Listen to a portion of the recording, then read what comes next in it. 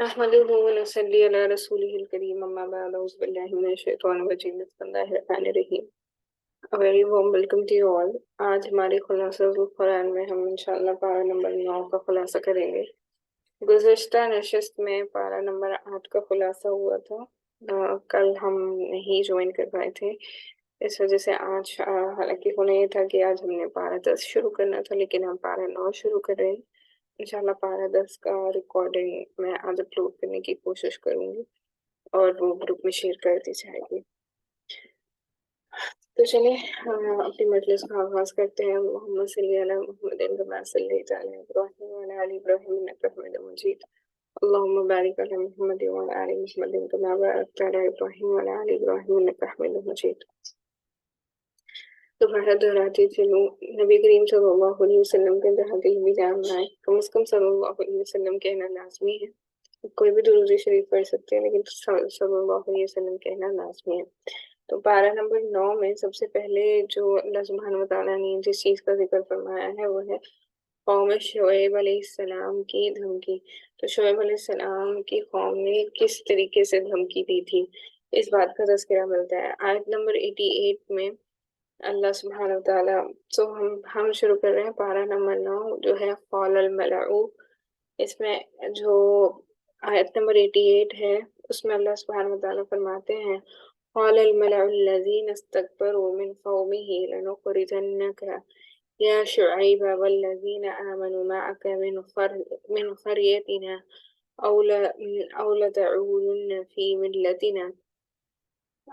8वें पारे के आखिरी में हज़रत शुएब अलैहिस्सलाम और इनकी कौम की दास्तान शुरू हुई थी, जैसे कि हमने गुज़िश्ता नशिस्त में देखा था। अब 90वें पारे के शुरू में भी इन्हीं के बक़िया कौम के मुतकब्बिर लोगों ने कहा कि ए शुएब अलैहिस्सलाम, या तो तुम और जो तुम पर ईमान लाए हैं सारे हमारी मिल्लत में वापस आ जाओ, वरना हम तुम्हें अपनी बस्ती से निकाल देंगे। तो शुएब अलैहिस्सलाम की कौम ने क्या कहा कि या तो तुम वापस हमारे दीन में आ जाओ या फिर हम तुम्हें अपनी बस्ती से निकाल देंगे। बिलाखिर कौम की सरकशी की वजह से इन पर ज़लज़ले आए। तो कौम जो थी अल्लाह सुब्हानहू व तआला ने उन पर ज़लज़ले नाज़िल फरमाए, क्योंकि वो जो नबी उनके पास भेजे गए थे उनकी बात नहीं मानते थे और कुफ्र और सरकशी में पड़े थे, और वो अपने घरों में औंधे पड़े रह गए।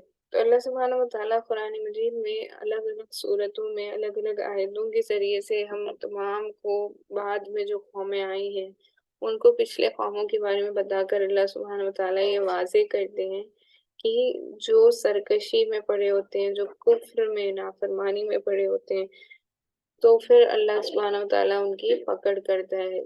तो पिछली कौमों के बारे में जिसका तज़किरा मिलता है उसमें ये पता चलता है कि ये सारी कौमें जो है अपने नबियों को खूब सताया करती थी, और हत्ता कि ऐसी भी कौमें गुजरी जो जिन्होंने अपने नबियों को कत्ल भी कर दी। तो अल्लाह सुब्हानहू व तआला फिर इनके ऊपर आसमानी अज़ाब नाज़िल फरमाते थे। ये अल्लाह के नबी सल्लल्लाहु अलैहि वसल्लम की दुआए मुबारक है, जिसकी वजह से आज उम्मत मुहम्मदिया इस तरीके की आप समझें ज़लज़लों से या इस तरीके की एक ही साथ पूरी कौम निस्तो नाबूद नहीं होती। ये हमारे अल्लाह के नबी सल्लल्लाहु अलैहि वसल्लम की दुआ है कि जो है अल्लाह की तरफ से आसमानी अज़ाब यहाँ पे जिसमें सारी उम्मत हलाक हो जाए, ऐसा अज़ाब से अल्लाह के नबी सल्लल्लाहु अलैहि वसल्लम ने हमें बचने के लिए, हमारी बचने के लिए दुआ की थी, तो जो कबूल हुए, जिसकी वजह से हम बचे हुए हैं। इसके बाद जो अगली चीज़ जो अगला उन्वान जो इस बारे में मिलता है वो दस्तावेर खुदाबंदी के बारे में मिलता है। आयत नंबर 94 में अल्लाह सुब्हानहू व तआला इरशाद फरमाते हैं वमा अरसलना फी क़रयतिन मिन नबिय्यिन إلا أخذنا أهلها بالبأساء والضراء لعلهم يضرعون۔ اللہ تعالیٰ کی سنت اور طریقہ اللہ تعالیٰ کی سنت اور طریقہ یہ ہے کہ جب کسی قوم کی طرف رسول بھیجے ہیں اور وہ ان کی بات نہیں مانتے تو اللہ تعالیٰ پہلے ان کو فخر و فاقہ، بیماری اور کسی مصیبت میں مبتلا کر دیتے۔ تو گزشتہ ساری جو امتیں گزری ہیں، یعنی کہ ساری جو قومیں گزری ہیں، اللہ سبحانہ و تعالیٰ ان کو کیا کرتے، اگر وہ اپنے بھیجے ہوئے رسول کا کہنا نہیں مانتے تو سب سے پہلے اللہ سبحانہ و تعالیٰ ان کی طرف فخر و فاقہ لاحق کر دیتے، اور پھر انہیں بیماری اور کسی مصیبت میں مبتلا کرتے ہیں۔ وہ وہ باز نہ آئیں تو پھر انعامات اگر وہ باز نہ آئیں تو پھر انعامات، مال کی وسعت اور صحت دیتے ہیں تاکہ مصیبت کے بعد آسانی ملنے پر وہ شکر گزار بنے۔ تو اللہ اگر وہ باز آ جاتے ہیں، وہ توبہ کر لیتے ہیں تو اللہ سبحانہ وتعالیٰ انہیں معاف کر دیتے ہیں اور انعامات اور مال کی وسعت کر دیتے ہیں اور انہیں صحت بھی عطا کرتے ہیں، اس کے بعد تاکہ ان کے لیے آسانی ہو اور وہ شکر گزار بنے۔ لیکن وہ پھر بھی باز نہیں آتے تو تو ایسے بھی قومیں گزری جن کو اللہ سبحانہ وتعالیٰ نے صحت بخشی، نعمت واپس بخشی، تو اس کے بعد بھی وہ کہتے تھے کہ وہ باز نہیں آتے تھے، بلکہ کہتے تھے کہ زمانے کی عادت یہی ہے کہ کبھی تنگی اور کبھی آسانی۔ تو کتنے ناشکرے انسان جو ہے، بڑا ناشکرہ ہے۔ تو اللہ سبحانہ وتعالیٰ اس چیز کے بارے میں یہاں پر فرماتے ہیں۔ تو پھر اللہ سبحانہ وتعالیٰ ایسی قوموں پر کیا کرتے تھے کہ اچانک ان پر اللہ تعالیٰ کا عذاب ان کی طرف آتا اور وہ عذاب میں مبتلا کر دیے جاتے تھے۔ اس کے بعد اگلی چیز جو یہاں پر پارہ نمبر 9 میں ملتی ہے وہ ہے داستان موسیٰ علیہ السلام اور فرعون۔ تو آیت نمبر 103 میں اللہ سبحانہ وتعالیٰ ارشاد فرماتے ہیں ثم بعثنا من بعدهم موسى بآياتنا إلى فرعون وملئه فظلموا بها۔ آیت نمبر 103 میں یہاں پہ اللہ سبحانہ وتعالیٰ ارشاد فرمائے ہیں، یہاں سے لے کر کئی آیتوں تک موسیٰ علیہ السلام اور فرعون کی تفصیلی واقعات بیان کیے گئے ہیں۔ تو اس صورت میں موسیٰ علیہ السلام اور فرعون کے جو واقعات ہے اس کو تفصیل سے بیان کیا گیا ہے کہ موسیٰ علیہ السلام کا فرعون کے ساتھ مقابلہ ہوا، فرعون سے گفتگو ہوئی اور فرعون نے حضرت موسیٰ علیہ السلام کے مقابلے میں جادوگر بلائے۔ تو یہ سارا واقعہ قرآن مجید میں موجود ہے تفصیل کے ساتھ۔ اللہ تعالیٰ نے اپنے کرم سے حضرت موسیٰ علیہ السلام کو فتح دی، یعنی وہ سارے جادوگر جن کو فرعون نے بلایا تھا وہ سارے کے سارے ہار گئے اور موسیٰ علیہ السلام تیار ہوئے۔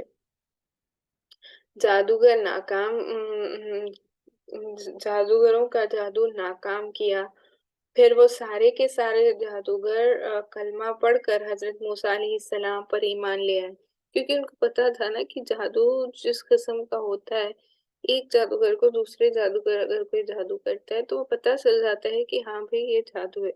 لیکن جب ان سارے جادوگروں نے دیکھا جو موسیٰ علیہ السلام نے جو اپنا لاٹھی ماری تھی تو اس سے اژدہا نکلا تھا نا، اور اس اژدہے نے سارے اژدہے جو دیگر جادوگروں نے جادو سے بنائے تھے ان تمام کو وہ کھا لیا۔ تو ان کو پتا تھا کہ یہ جادو سے پاسبل ہی نہیں ہے ایسی چیز کرنا، تو وہ سارے کے سارے جادوگر کلمہ پڑھ کر موسیٰ علیہ السلام پر ایمان لے آئے تھے۔ تو اس کا تذکرہ یہاں پر وضاحت کے ساتھ تمام واقعہ بیان کیا گیا ہے۔ اس کے بعد اللہ سبحانہ وتعالیٰ معجزات کا ذکر کرتے ہیں آیت نمبر 108 میں۔ اللہ سبحانہ وتعالیٰ فرماتے ہیں فَأَلْقَى عَصَاهُ فَإِذَا هِيَ ثُعْبَانٌ مُّبِينٌ وَنَزَعَ يَدَهُ فَإِذَا هِيَ بَعْضَاءُ لِلنَّاظِرِينَ۔ اللہ تعالیٰ نے موسیٰ علیہ السلام کو 2 بڑے معجزے دیے۔ تو اللہ سبحانہ وتعالیٰ نے موسیٰ علیہ السلام کو 2 بڑے معجزے دیے ہیں۔ سب سے پہلے چیز جو دیا ہے وہ ید وضع، یعنی اپنا ہاتھ बल्ब के नीचे रखते फिर निकालते तो ऐसा चमकता जैसे सूरज चमकता हो। यानी कि आपका हाथ आप समझे ये जो हमारा शोल्डर के आर्म पिट जिसे कहते हैं ना उसके अंदर रखते और फिर निकालते तो वो जो हाथ होता है वो बिल्कुल सूरज की तरह रोशन हो जाता। तो ये सबसे पहला मोजिज़ा था। दूसरा जो मोजिज़ा अल्लाह सुब्हानहू व तआला ने मूसा अलैहिस्सलाम को अता किया था जिसका ज़िक्र मिलता है कुरान मजीद से वो है असा। अल्लाह सुब्हानहू व तआला ने मूसा अलैहिस्सलाम को असा दिया था। तो मूसा अलैहिस्सलाम पत्थर पर मारते तो पानी के चश्मे फूट उठते। तो वो जो असा अल्लाह ने अता किया था मूसा अलैहिस्सलाम को वो अगर पत्थर पे मारते तो उसमें से चश्मा फूट निकलता और समंदर पर मारते तो पानी से रास्ता बन जाता।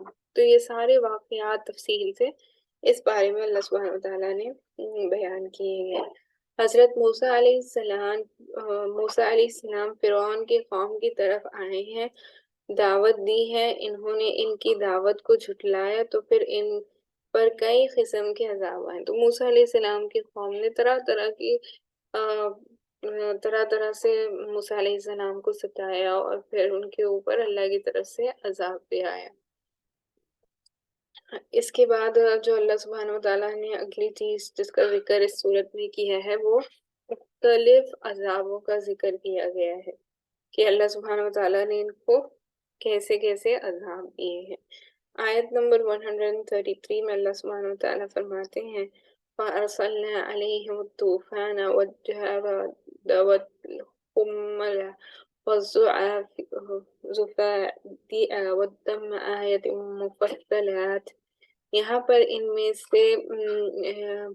से 5 अज़ाबों का ज़िक्र है। तो अल्लाह सुब्हानहू व तआला ने कुरान मजीद की सूरत में 5 अज़ाबों का ज़िक्र किया है। सबसे पहले तो तूफ़ान का अज़ाब इसके बाद फर्स्ट चीज़ तूफ़ान का अज़ाब है। दूसरी चीज़ दूसरी चीज़ तड़ी दिल का अज़ाब है। अम, चींटियों यानी अ, चूहों का अज़ाब ची हाँ, अल्लाह सुब्हानहू व तआला अलग-अलग जानवरों से भी इनको अज़ाब दिया करते थे। इसके बाद मेंढकों का भी अज़ाब हुआ और फिर खून का अज़ाब भी अल्लाह सुब्हानहू व तआला ने इनके ऊपर नाज़िल किया। ये 5 किस्म के अज़ाब इनके हवाले से मिलते हैं। इसके बाद अगला उन्वान जो मिलता है वो है कौम की अपील। तो आयत नंबर 134 में इरशाद फरमाया अल्लाह सुब्हानहू व तआला ने कि वलम्मा वक़अ अलैहिमुर्रिज्क़ु क़ालू या मूसा उदउ लना रब्बक बिमा अहिद इंदक। जब एक अज़ाब आता तो वो कहते कि ए मूसा अल्लाह ताला से दुआ करो अगर ये टल जाए तो आपकी बात मान लेंगे। मूसा अलैहिस्सलाम अल्लाह सुब्हानहू व तआला से दुआ करते, अज़ाब टल जाता, फिर ये सरकशी करना शुरू कर देते। तो मूसा अलैहिस्सलाम की कौम के ऊपर कई किस्म के अज़ाब आए ना, तो एक अज़ाब आता तो वो मूसा अलैहिस्सलाम से कहते कि आप हमारी तरफ से माफ़ी माँगे, आप हमारे लिए दुआ करें। अगर ये अज़ाब टल जाएगा तो हम आपकी बात मान लेंगे। लेकिन जैसे ही अज़ाब टल जाता, अल्लाह मूसा अलैहिस्सलाम की दुआ को कबूल कर लेते तो फिर ये दोबारा सरकशी में पड़ जाते। फिर दूसरा अज़ाब आता और वो फिर कहते ए मूसा अल्लाह ताला से दुआ करो, अगर ये टल जाए तो आपकी बात मान लेंगे। मूसा अलैहिस्सलाम अल्लाह ताला से दुआ करते, अज़ाब टल जाता, ये फिर सरकशी करना शुरू कर देते। तो ये लोग सरकशी से बाज़ आए तो ये लोग सरकशी से बाज़ आए, इनकी सरकशी बढ़ती ही चली गई। तो फिर बाज़ नहीं आए ये लोग और इनकी सरकशी बढ़ती ही चली गई। इसका ज़िक्र यहाँ पर मिलता है कि वो किस तरीके से झुठला दिया करते थे, सब कुछ ठीक हो जाने के बाद। इस चीज़ का यहाँ पर ज़िक्र मिलता है। इसके बाद ज़ाब्ते हयात की दरख्वास्त यानी कि आयत नंबर 142 में अल्लाह सुब्हानहू व तआला इरशाद फरमाते हैं ववाअदना मूसा सलासीन लैलतन वअतममनाहा बिअशरिन फ़तम्म मीक़ातु रब्बिही अर्बईन लैला। जब हज़रत मूसा अलैहिस्सलाम बनी इसराइल को साथ ले गए तो फ़िरऔनियों ने پیچھا کیا تو جب موسیٰ علیہ السلام ان کے ساتھ ہوئے تو پھر موسیٰ علیہ السلام کے بنی اسرائیل کے لوگ تھے جو ان کے اوپر ایمان لائے تھے، ان کے ساتھ وہ جانے لگے تو فرعون یعنی کہ جو فرعون کو ماننے والے تھے انہوں نے ان کا پیچھا کیا اور وہ دریا میں غرق ہو گئے نا۔ تو یہ واقعہ بھی تمام تفصیلات کے ساتھ اس صورت میں ہمیں ملتا ہے کہ کس طریقے سے جب انہوں نے عصا مارا تو وہ عصا سے دریا کے درمیان میں راستہ بن گیا اور موسیٰ علیہ السلام کی قوم آسانی سے اس میں سے جا سکی، لیکن آم، فرعونیوں کا کیا ہوا حشر، وہ غرق ہو گئے، اللہ نے ان کو غرق کر دیا۔ اب بنی اسرائیل نے حضرت موسیٰ علیہ السلام سے درخواست کی کہ ہمیں کوئی ضابطۂ حیات شریعت یا دستار خداوندی چاہیے جس کے مطابق ہم زندگی گزار سکیں۔ تو انہیں اب خدشہ ہونے لگا نا کہ الگ الگ عذابیں ان کے اوپر آیا کرتے تھے، تو وہ اپنی زندگی کے لیے آپ سمجھے کہ اللہ سے درخواست کرنے کے لیے موسیٰ علیہ السلام سے کہتے ہیں۔ تو حضرت موسیٰ علیہ السلام نے اللہ سبحانہ وتعالیٰ سے درخواست کی تو اللہ تعالیٰ نے فرمایا کوہ طور پر 30 دن کا قیام فرمائے، پھر مزید 10 دن بڑھا دے۔ تو موسیٰ علیہ السلام نے 40 راتوں کے لیے جو ملتا ہے موسیٰ علیہ السلام وہاں پر کوہ طور پر گئے تھے اور پھر اللہ کی عبادت انہوں نے کی ہے تاکہ ان کی قوم کی حق میں یہ دعا قبول کی جائے، اس کا ذکر یہاں پر ملتا ہے۔ اس کے بعد اگلی چیز کا ذکر جو ملتا ہے وہ دنیا و آخرت کی سزا کا ذکر ملتا ہے، دنیاوی اور آخروی سزا کا ذکر ملتا ہے۔ آیت نمبر 152 میں اللہ سبحانہ وتعالیٰ فرماتے ہیں ان الذین اتخذوا العجل سینالوہم غضب من ربہم وذلۃ فی الحیاۃ الدنیا۔ موسیٰ علیہ السلام نے جاتے ہوئے اپنے بھائی حضرت ہارون علیہ السلام کو اپنا جانشین بنایا کہ میرے قوم کی اصلاح کرتے رہنا اور انہیں سمجھاتے رہنا، مگر قوم سرکشی میں مبتلا ہو گئی۔ اب یہاں سے فرما رہے ہیں کہ بچڑے کو معبود بنانے کی وجہ سے آخرت میں بھی ان پر اللہ تعالیٰ کی طرف سے غضب ہوگا اور دنیاوی زندگی میں بھی یہ ذلیل و خوار ہوں گے۔ تو جب موسیٰ علیہ السلام 40 دن کے لیے اللہ کے پاس ان کے حق میں درخواست کرنے کے لیے گئے اور اپنے بھائی کو ان کی دیکھ بھال کرنے اور ان کی اصلاح کرتے رہنے کے بارے میں فرمایا ہارون علیہ السلام کو، تو یہ لوگ کیا ہوئے، یہ دوبارہ سرکشی میں مبتلا ہو گئے اور سرکشی میں انہوں نے کیا کیا، وہ سرکشی میں آ کر انہوں نے بچڑے کی پوجا کرنا شروع کر دیا، جس کا ذکر سورہ بقرہ میں بھی آیا نا۔ تو سورہ بقرہ کا نام اس وجہ سے پڑا کہ موسیٰ علیہ السلام کی قوم بچڑے کی پوجا کرتی تھی۔ تو یہاں پر بھی اس چیز کا ذکر ملتا ہے کہ اللہ سبحانہ وتعالیٰ انہیں جو ہے قیامت کے دن بھی ان کے اوپر غضبناک ہوگا اور پھر دنیاوی زندگی میں بھی انہیں ذلیل و خوار کریں گے، تو اس کا ذکر ملتا ہے۔ اس کے بعد امام الانبیاء صلی اللہ علیہ وسلم کے اوصاف کا بیان کیا گیا ہے۔ آیت نمبر 157 میں اللہ سبحانہ وتعالیٰ ارشاد فرماتے ہیں الذین یتبعون الرسول النبیین الامیین الذین یجدونہ مکتوبا عندہم فی التوراۃ والانجیل۔ پہلی صفت یہ ہے کہ آپ صلی اللہ علیہ وسلم رسول ہیں۔ رسول ایسے پیغمبر کو کہتے ہیں جو نئی شریعت لے کر آئیں۔ تو رسول ایسے پیغمبر بہت سارے گزرے، لیکن ہر پیغمبر پر کوئی کتاب کوئی صحیفہ نہیں نازل ہوا، وہ اپنی ایک نئی شریعت لے کر نہیں آئے۔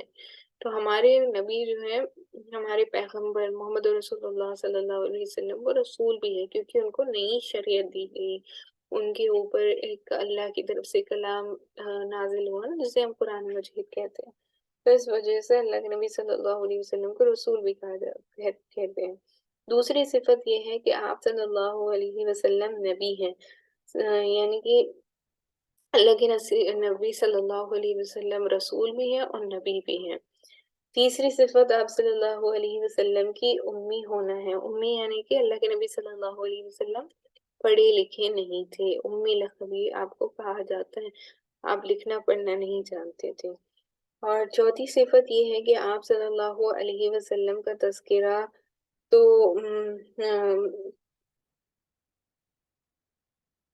اللہ سبحانہ و تعالیٰ نے آپ صلی اللہ علیہ وسلم کا تذکرہ تورات اور انجیل میں بھی کیا تھا، تو یہ بھی اللہ کی نبی صلی اللہ علیہ وسلم کی چوتھی صفت کا ذکر یہاں پر ملتا ہے۔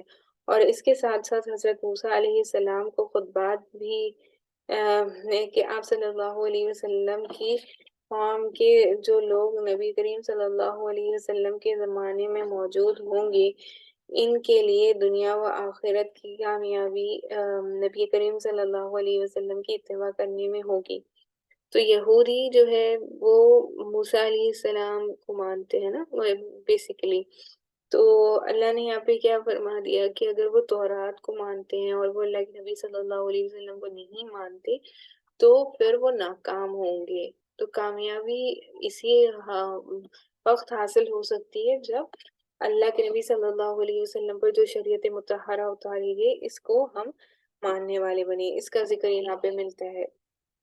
اگلی چیز جس کا اہم ذکر ملتا ہے وہ ہے ختم نبوت پر دلیل، یعنی کہ اللہ کے نبی صلی اللہ علیہ وسلم خاتم النبیین ہے، اللہ کے نبی صلی اللہ علیہ وسلم کے بعد کوئی نبی آنے والا نہیں ہے، اس کا بھی ذکر یہاں پر قرآن مجید کی آیت نمبر 158 میں ملتا ہے۔ قُلْ يَا أَيُّهَا النَّاسُ إِنِّي رَسُولُ اللَّهِ إِلَيْكُمْ جَمِيعًا۔ اس آیت میں نبی کریم صلی اللہ علیہ وسلم کو حکم دیا جا رہا ہے کہ آپ اعلان عام کے ذریعے لوگوں کو بتا دیں کہ میں تم سب کی طرف رسول بنا کر بھیجا گیا ہوں۔ نبی کریم صلی اللہ علیہ وسلم سابقہ انبیاء علیہ السلام کی طرح کسی خاص قوم یا کسی خاص خطے یا کسی خاص ملک کے نبی نہیں، بلکہ آپ صلی اللہ علیہ وسلم تمام عالم کے رسول بنا کر بھیجے گئے، جن و انس اور قیامت تک آنے والے نسلوں کے لیے نبی اور رسول بنا کر بھیجے گئے۔ اسی لیے ہمارے نبی صلی اللہ علیہ وسلم کو بتایا جاتا ہے آپ رحمت للعالمین ہیں، تمام عالم کے لیے آپ کا آنا باعث رحمت ہے، اسی لیے اللہ کے نبی صلی اللہ علیہ وسلم کو رحمت للعالمین کہا جاتا ہے۔ جب آپ صلی اللہ علیہ وسلم قیامت تک تمام اقوام عالم کے لیے نبی و رسول ہیں تو پھر کسی اور نبی کے آنے کی قطعاً گنجائش ہی نہیں ہے۔ یہی تو ختم نبوت کی دلیل ہے کہ اللہ کے نبی صلی اللہ علیہ وسلم کے بعد اب کوئی نبی آنے والا نہیں ہے۔ اگر کوئی نبی ہونے کا دعویٰ کرتا ہے تو یہ گمراہی ہے۔ اس کے بعد جو اگلی چیز اس کا ذکر ملتا ہے وہ یہودیوں کی باقیہ داستان کے بارے میں ملتا ہے۔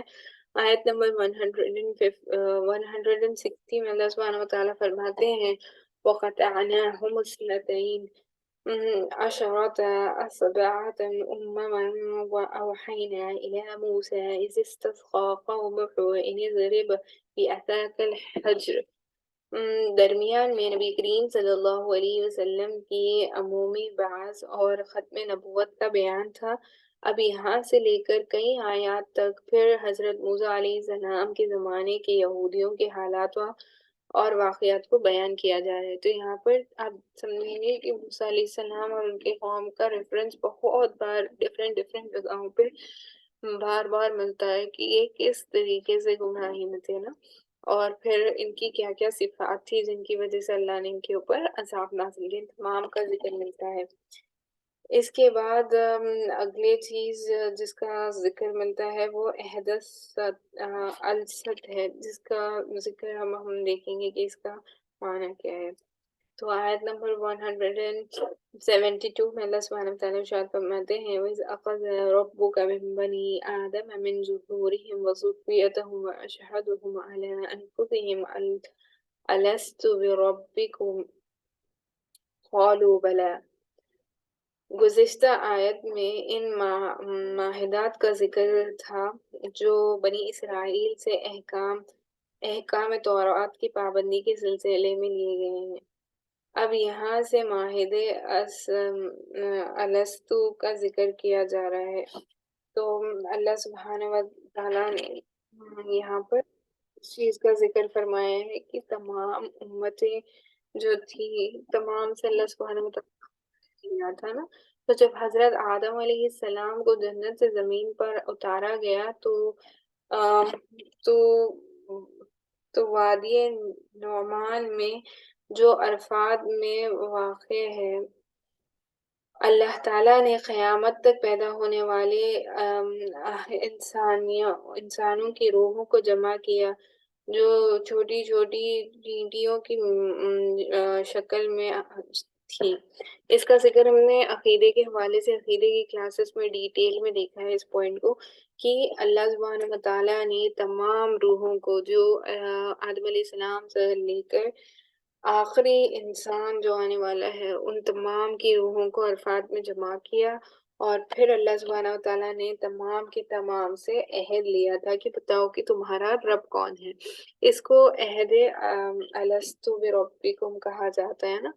تو اللہ سبحانہ و تعالیٰ نے تمام سے عہد لیا تھا، پھر ان سے عہد و پیمان لیا تھا کہ وہ اللہ تعالیٰ کو اپنا رب مانتے ہیں، تو سب نے اقرار کیا کہ وہ اللہ تعالیٰ کو اپنا رب مانتے ہیں۔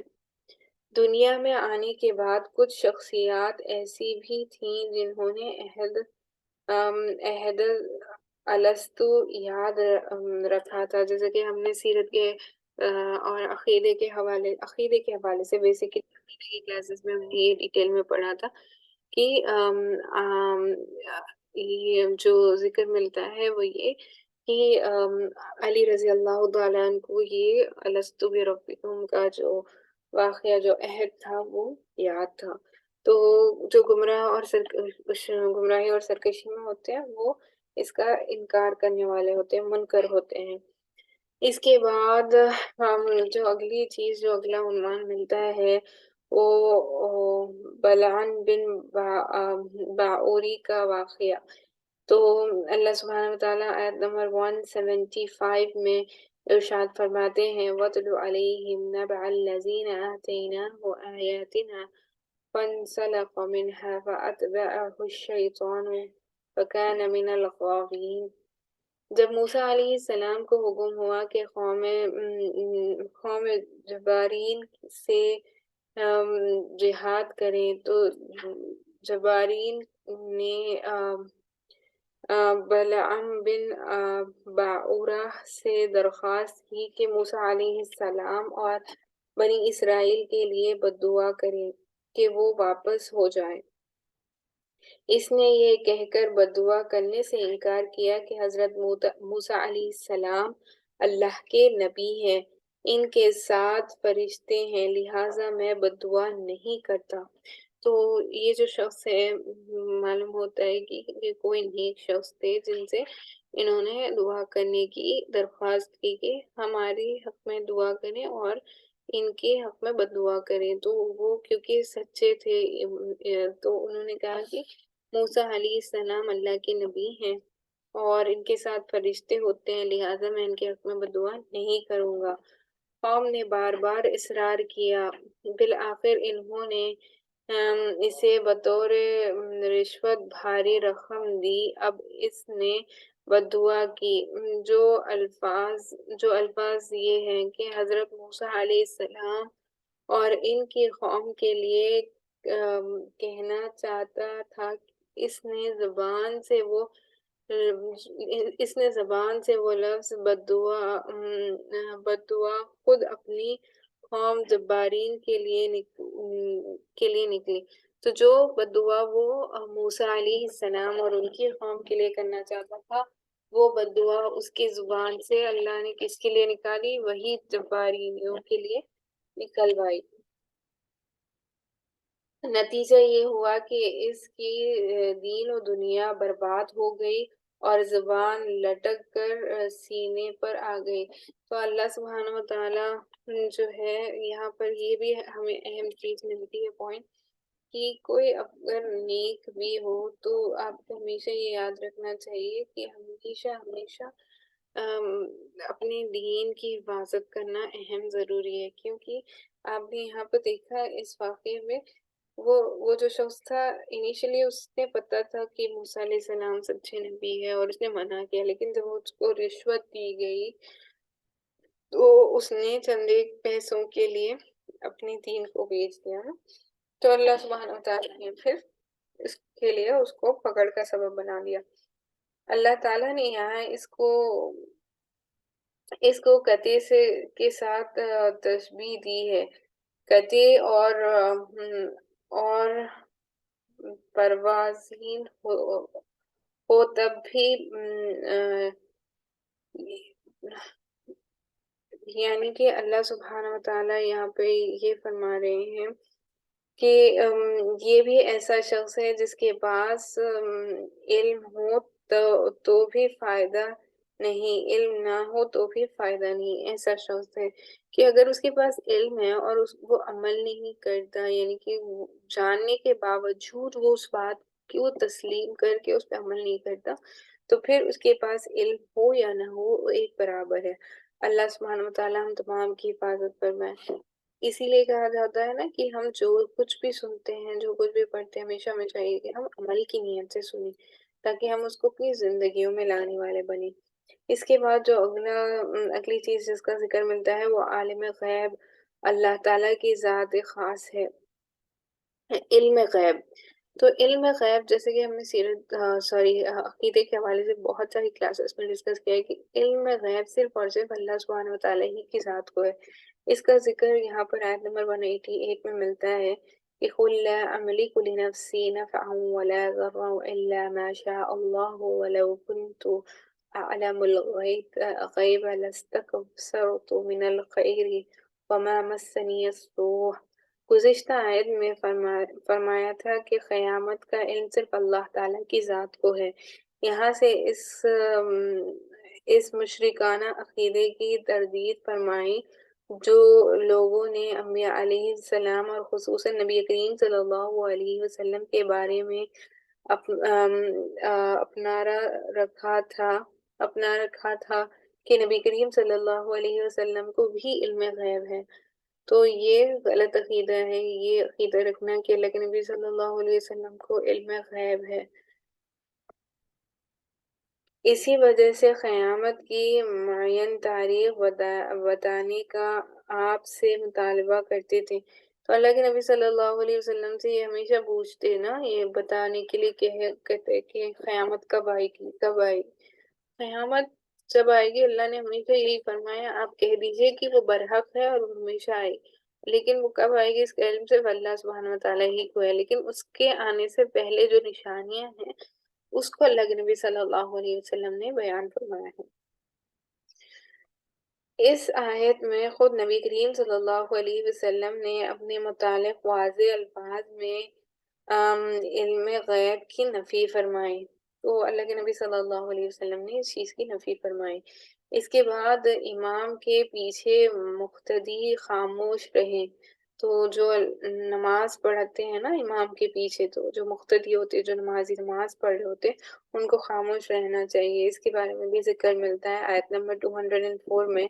اللہ سبحانہ وتعالیٰ ارشاد فرماتے ہیں وَإِذَا قُرِئَ الْقُرْآنُ فَاسْتَمِعُوا لَهُ وَأَنصِتُوا لَعَلَّكُمْ تُرْحَمُونَ۔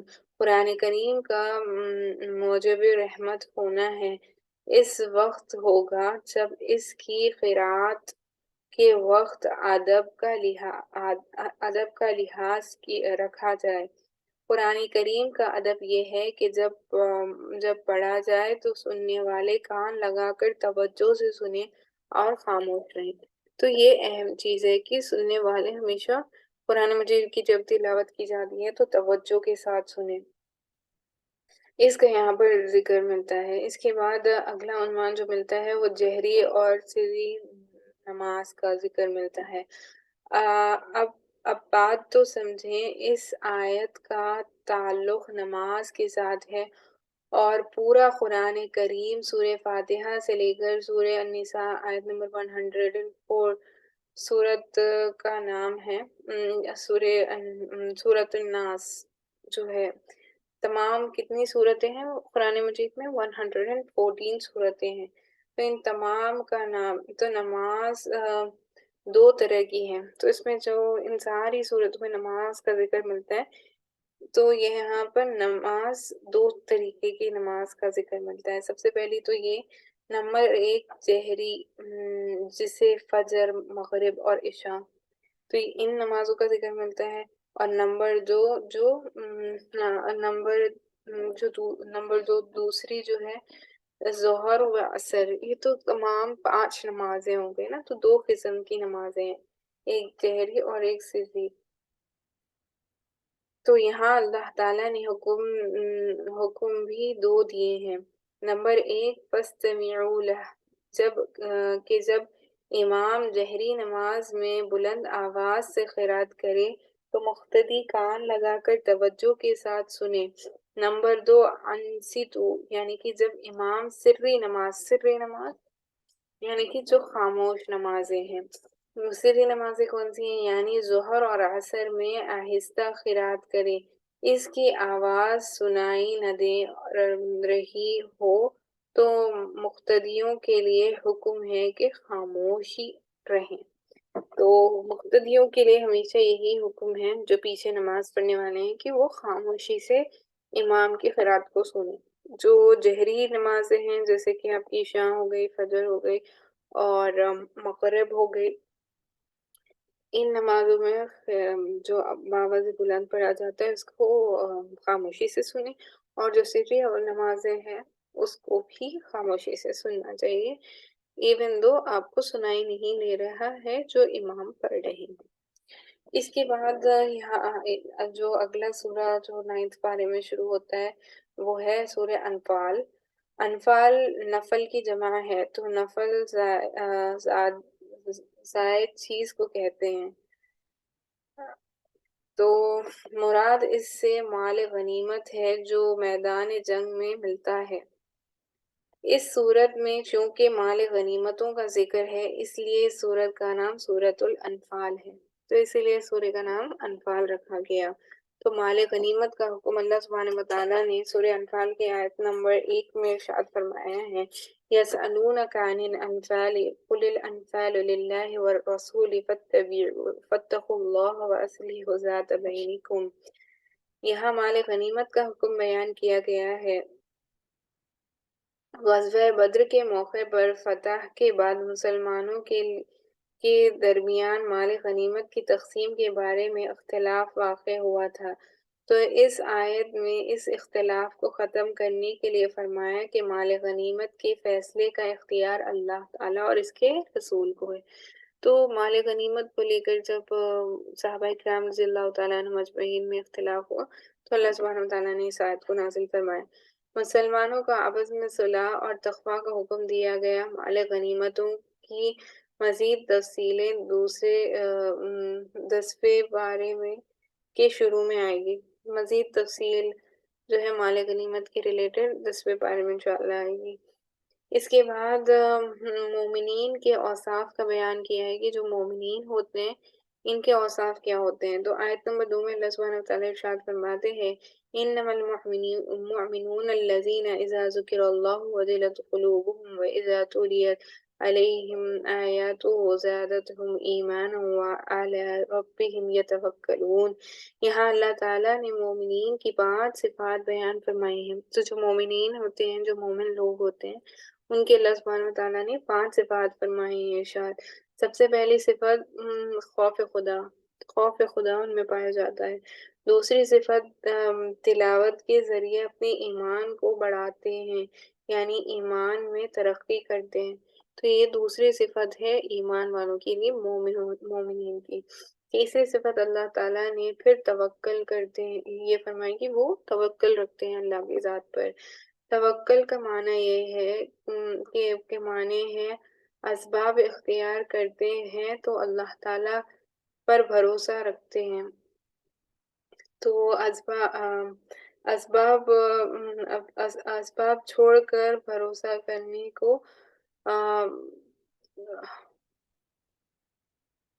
تعطل کہتے ہیں، اسباب چھوڑ کر بھروسہ کرنے کو تعطل کہتے ہیں۔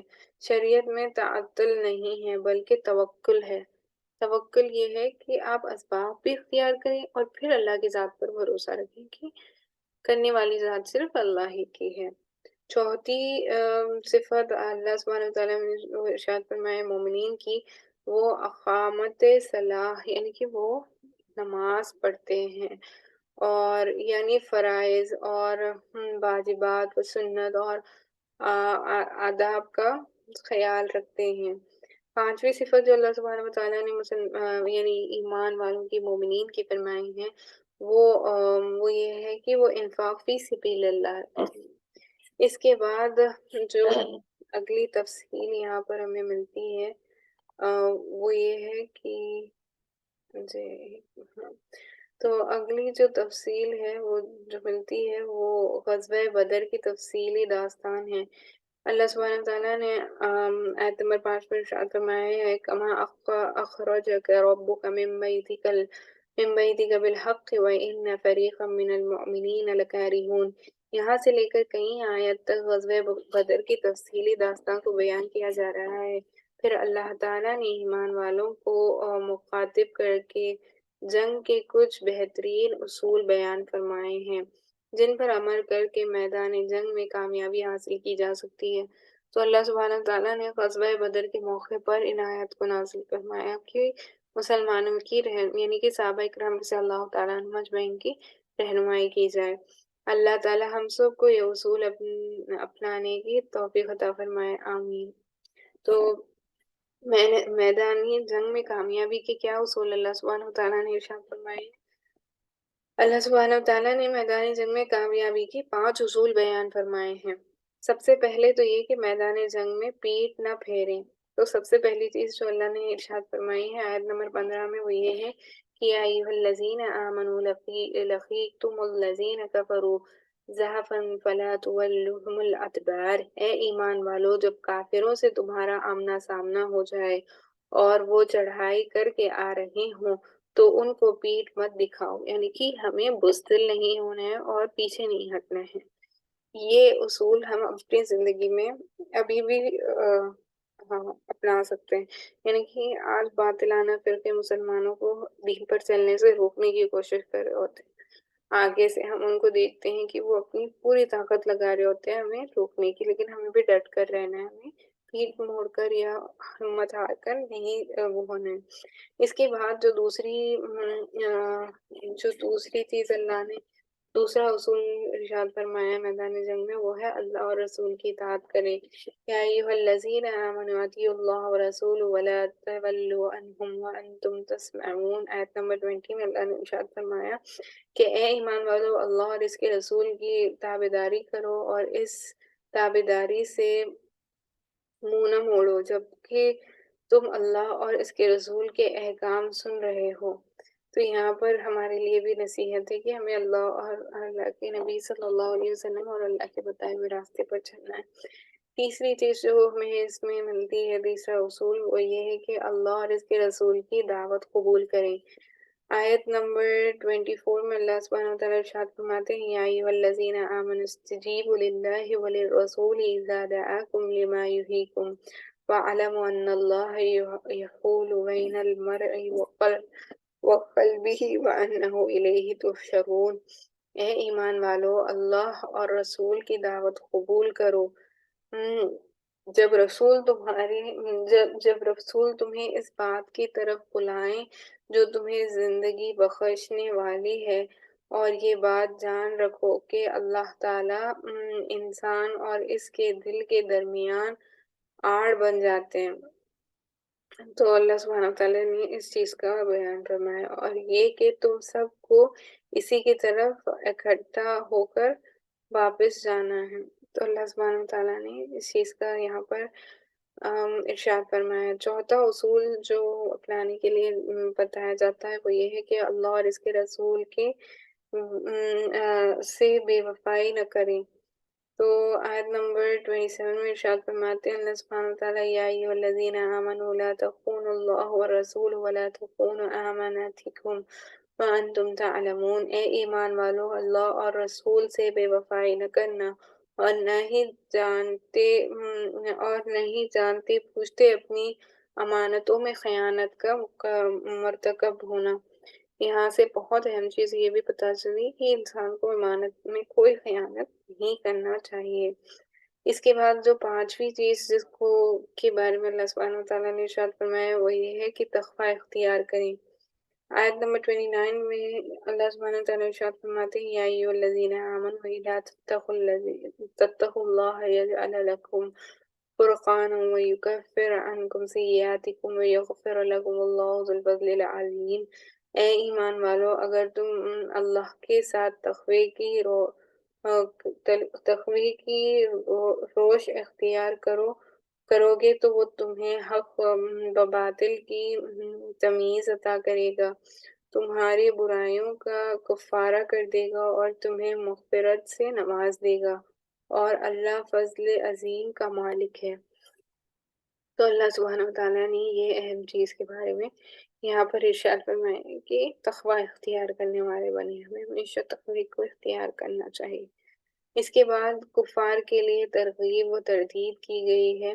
آیت نمبر 38 میں اللہ سبحانہ وتعالیٰ نے ارشاد فرمایا ہے قُلْ لِلَّذِينَ كَفَرُوا إِن يَنْتَهُوا يُغْفَرْ لَهُم مَا قَدْ سَلَفَ وَإِن يَعُودُوا فَقَدْ مَضَتْ سُنَّتُ الْأَوَّلِينَ۔ گزشتہ آیت میں ایمان والوں کے لیے اصول کا بیان کیا گیا ہے نا، تمام چھ اصول جو گزرے ہم نے سارے پانچ اصول جو گزرے اس کو ہم نے ڈسکس، پانچ نہیں چھ بیسیکلی، پانچ یا چھ جو ہم نے ابھی ڈسکس کیے، ان سارے اصولوں کے بارے میں ہم نے دیکھا۔ اب ان کے مقابلے میں 90 پارے کے آخری میں اللہ تعالیٰ نے کفار کی ترغیب دے رہے ہیں کہ کفار اپنے کفر سے اب بھی باز آ جائیں تو اللہ سبحانہ وتعالیٰ ان کے سابقہ گناہوں کو معاف فرما دیں گے۔ اللہ سبحانہ وتعالیٰ ہمیشہ یہ فرماتے ہیں، لیکن ایمان والوں کو بھی اس سے سیکھنا چاہیے۔ یہ تو اللہ تعالیٰ ان کافر و مشرکین سے مخاطب ہو کر فرمایا کہ تم بھی اگر ابھی توبہ کر لو اتنے گناہ کرنے کے بعد بھی، تب بھی ہم تمہیں معاف کر دیں گے۔ تو اس سے پتہ ہی چلا کہ ہماری زندگیوں میں بھی گناہ ہو جاتے ہیں، ہمیں ہمیشہ اللہ کی ذات بابرکت سے نا امیدی نہیں رکھنی چاہیے، اور ہمیں ہمیشہ اللہ سے معافی مانگتے رہنا چاہیے۔ اس کے بعد یہاں پر تو اللہ سبحانہ تعالیٰ نے ارشاد فرمایا کہ اگر وہ اب بھی اپنے کفر سے باز آ جائیں تو اللہ تعالیٰ ان کے سابقہ گناہوں کو معاف فرمائیں گے، اور ترغیب بھی ہے کہ اگر وہ باز آئیں تو اللہ تعالیٰ کو کوئی نیا قانون بنانا نہیں پڑے گا، بلکہ جو قانون جاری ہو چکا ہے ان پر بھی جاری ہوگا، یعنی دنیا میں بھی ہلاک اور برباد ہوں گے اور آخرت میں بھی عذاب کے مستحق ہوں گے۔ تو اگر وہ ایمان نہیں لاتے ہیں اور اللہ کی اتنی ساری بتائی ہوئی دلیلوں کے باوجود بھی وہ ایمان میں داخل نہیں ہوتے ہیں تو پھر ان کی دنیا بھی برباد ہوئی اور آخرت میں تو انہیں دردناک عذاب ہوگا۔ وآخر دعوانا ان الحمد للہ رب العالمین۔ یہاں پر ہمارا پارہ 9 مکمل ہو جاتا ہے۔ انشاءاللہ میں کوشش کروں گی کہ پارہ 10 کا خلاصہ میں آج ہی اپلوڈ کر دوں تاکہ we should be in line with whatever we were doing۔ تو دیکھتے ہیں انشاءاللہ۔ اللہ سبحانہ وتعالیٰ سے یہ دعا ہے کہ ہم نے جو پڑھا جو سنا جو کہا گیا اس کو قبولیت کا درجہ عطا فرمائے اور اس کو ہماری زندگیوں میں رہنمائی کا ذریعہ بنائے۔ وآخر دعوانا ان الحمد للہ رب العالمین۔ سبحان اللہ و بحمدہ، سبحانک اللہم و بحمدک، ونشہد ان لا الہ الا انت، نستغفرک ونتوب الیک۔ سبحان ربک رب العزة عما یصفون وسلام علی المرسلین والحمد للہ رب العالمین۔